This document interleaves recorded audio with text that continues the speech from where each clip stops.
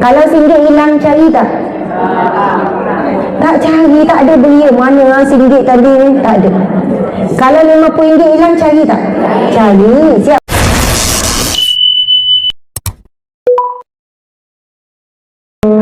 Alhamdulillah. Tak, kena faham begini, sebab firman Allah, ya Allah berfirman, kamu tidak sebenar-benar melakukan kebajikan atau kebaikan selagi mana kamu tidak memberi di jalan Allah sesuatu yang kamu cintai. Sebab sebagai tanda kita mencintai Allah lebih daripada dunia, kita beri satu jumlah yang kita cintai. Kita nak cakap, aku lebih mencintaimu ya Allah daripada duit ni. Tapi kalau kita beri nilai yang kita tak pandang.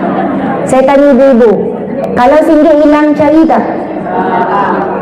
Tak cari, tak ada belia. Mana RM1 tadi ni? Tak ada. Kalau RM50 hilang, cari tak? Cari. Siap bagi upah lagi kat cucu. Kalau jumpa RM50, Wan upah RM5. Cucu tu belia cari. Kalau dia jumpa, baik dia tak payah beli kat Wan. Subhanallah. Wan pun Okey, boleh ya? Baguslah ni anak-anak Korea ni. Masya Allah, comel-comel. Okey, kalau nak terlupa bawa duit tak apa. Kan, cincin kan banyak. Pilihlah yang satu yang dah belok tu. Moga Allah ganti bergunung emas di syurga. Ya Allah. Jangan pula dalam hati agak-agak budak tu tak lalu depan aku. Juga macam tu, janganlah dia lalu depan aku. Kita kena panggil, sini kena panggil. Kalau tak lalu kena panggil. Ni macam tak lalu lagi macam ni. Oh dah. Oh tak selamat lah. Okey ya. Okey dah anak-anak. Bagus lah, masya-Allah. Okey, masya-Allah, subhanallah, alhamdulillah. Okey. Yang pertama Nabi sebut, Nabi pesan minta izin kalau nak puasa sunat. Yang kedua, dan seorang isteri tidak boleh membenarkan siapa pun masuk ke rumahnya melainkan dengan izin suami. Ini perkara kedua, akhlak wanita akhir zaman. Dia tak perasan, dia buat kesalahan. Nabi sebut isteri tidak boleh membenarkan siapa pun masuk ke rumahnya melainkan dengan keizinan suaminya. InsyaAllah. Itu pegang tu cawan dia. Okey. Subhanallah. Dia ikut kakak dia. Muslimat, saya tahu ada yang tak bawa cash sebab semua QR zaman sekarang kan. Dia nak demo 1,000 jadi boleh QR ya. Sebab cash tak ada 1,000 boleh QR. Ada tak QR masih surau? Zaman sekarang memang kena QR. Pak ibu-ibu ni tak ada nak demo 100, 200, 1,000 jadi QR. Okey. Berkenaan dengan minta izin suami bila ada tetamu nak masuk, ini kena jaga. Bila kita dah terbiasa dengan jiran, mainlah, tak minta suami sebab dah rapat dengan jiran. Tak ada bang nak ajak jiran datang makan, kawan jiran perempuan sama perempuan datang makan, minta izin. Ataupun saya tanya, kalau adik-beradik datang, perlu minta izin tak? Perlu cakap tak kat suami, bang adik saya nak singgah ni, boleh ke dia nak datang? Perlu juga. Kalau mak ayah, keizinan umum saja. Bang, keizinan umum, sefahaman umum. Mak ayah tak perlu minta izin, kecil hatilah mak. Ni mak nak singgah, mak kejap mak. Nak telefon jap, dia bagi izin ke tak? Pada suami tu tak ada masalah, tapi ayah tu dah kecil hati, mak tak jadi, mak nak datang. Tak apalah kalau macam tu. Tak payahlah. Betul tak? Takut nunggu sangat ni. Kan? Mak, tunggu mak, duduk kat guard tu. Mak jangan masuk lagi. Nak telefon. Suami minta izin, baru belajar dari Ustazah Asma, ada hadis Nabi. Dah guna nama saya pula, petik nama saya. Ustazah tu memang mengarut, kau jangan dengar sangat. Padahal dia bukan salah saya. Dan mak tu nak marah juga kat saya. Mak tak nak follow dah dia. Mak, Ustazah tu cakap, jangan bagi. Tak, dia ada sefahaman umum, keizinan umum sebenarnya. Itu sefahaman dah lah. Kalau orang tua nak datang tak apalah. Suami tu sampai menuju, oh mak ada, okey lah tu, sefahaman umum dah. Tapi kadang kalau ipar, adik-beradik, bukan semua suami senang. Betul atau tidak? Mak ayah senang tak senang memang kena bagi. Mak ayah ni cerita lain, level lain. Tapi kalau adik-beradik, kita sendiri, kadang-kadang ada ipar yang kita rasa okey tak okey, suami tiba-tiba balik penat-penat, tiba-tiba ada ipar tu, kita sendiri pun rasa tak senang. Kita pun panggil, bang kejap bang, kenapa awak tak cakap sepatah ni nak datang? Dia kata ipar contoh kan, kenapa? Kalau tak saya beli goreng pisang, saya beli pizza, saya beli contoh. Oh sebab tu ke? Kalau sebab tu okey lah. Tapi kadang-kadang ada hati yang tak selesa.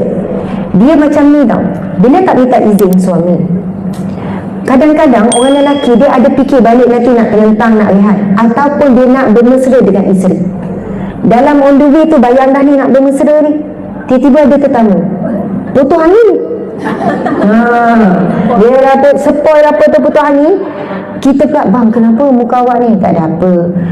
Isteri pula pandai dia hujah, tetamu kan bawa rahmat. Kau mahir lagi guna ayat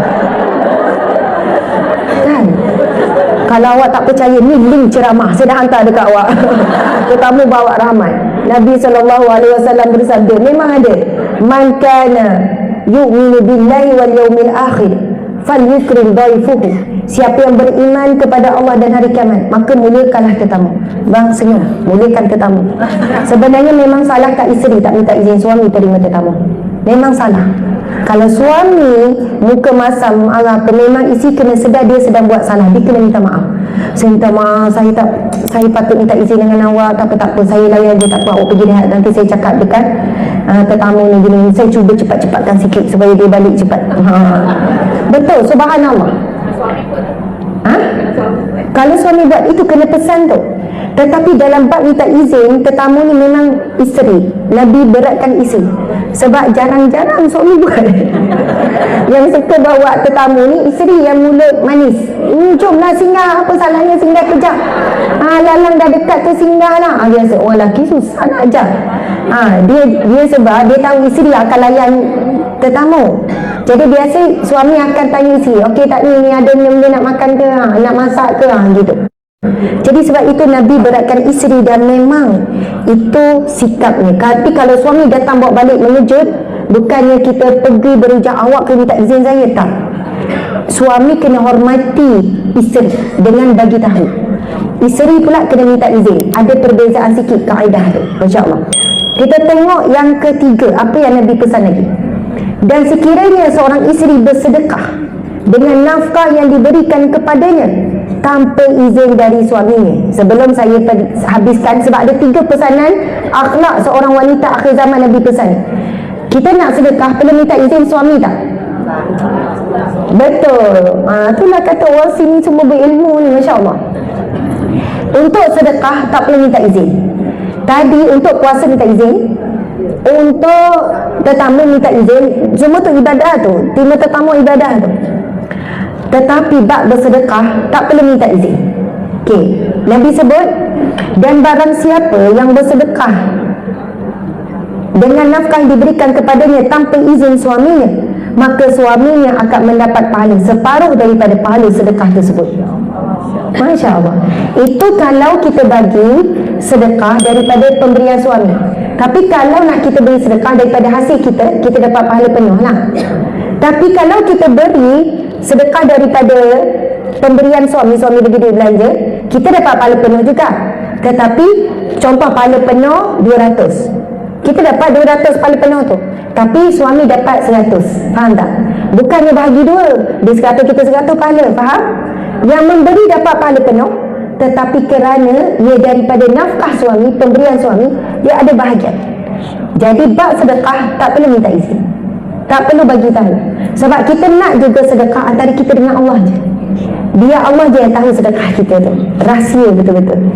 Sebab itu urusan kita dengan Allah. Tetapi bab tadi tu ada kaitan dengan suami, bab tetamu ada kaitan dengan suami, dan juga berkenaan dengan puasa pun ada kaitan dengan suami.